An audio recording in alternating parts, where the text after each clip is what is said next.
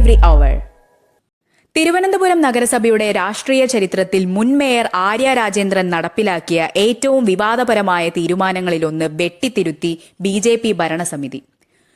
രാജവാഴ്ചയുടെ ശേഷിപ്പുകൾ നഗരസഭയിൽ വേണ്ടെന്ന് പ്രഖ്യാപിച്ച് ആര്യ പടിയടച്ച് പുറത്താക്കിയ ശ്രീചിത്തിര തിരുനാൾ ബാലരാമവർമ്മയുടെ ചിത്രം പുതിയ മേയർ വി രാജേഷ് അതേ സ്ഥാനത്ത് പുനർസ്ഥാപിച്ചു. ആര്യയുടെ വിപ്ലവകരമായ നീക്കത്തിന് ബി.ജെ.പി. നൽകിയ ഈ മറുപടി ഇടതുപക്ഷത്തിന് വലിയ രാഷ്ട്രീയ തിരിച്ചടിയായിരിക്കുകയാണ്. രാജ്യത്തെ ഏറ്റവും പ്രായം കുറഞ്ഞ മേയർ എന്ന ഗാദിയോടെ അധികാരമേറ്റ ആര്യ രാജേന്ദ്രൻ തന്റെ ഭരണകാലയളവിന്റെ അവസാന ഘട്ടത്തിലാണ് 80 വർഷത്തിലേറെയായി കൌൺസിൽ ഹാളിലിരുന്ന രാജാവിന്റെ ചിത്രം നീക്കം ചെയ്തത്. ജനാധിപത്യത്തിന്റെ ശ്രീകോവിലിൽ രാജാക്കന്മാർക്ക് സ്ഥാനമില്ല എന്ന രാഷ്ട്രീയ ലൈനായിരുന്നു അന്ന് ആര്യ സ്വീകരിച്ചത്. ബി.ജെ.പി. കൌൺസിലർമാർ അന്ന് സഭയിൽ പ്രതിഷേധം കൊണ്ട് ആറുവെച്ചെങ്കിലും ആര്യ കുലുങ്ങിയില്ല.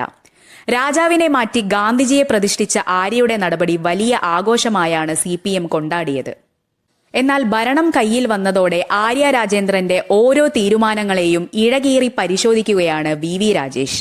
ആര്യ മാറ്റിയ അതേ സ്ഥാനത്ത് ചിത്തിര തിരുനാളിന്റെ ചിത്രം മടങ്ങിയെത്തുമ്പോൾ അത് വ്യക്തിപരമായ ആര്യയ്ക്കും രാഷ്ട്രീയമായി CPM-നും മേൽ ബി.ജെ.പി. നടത്തുന്ന വിജയപ്രഖ്യാപനമാണ്.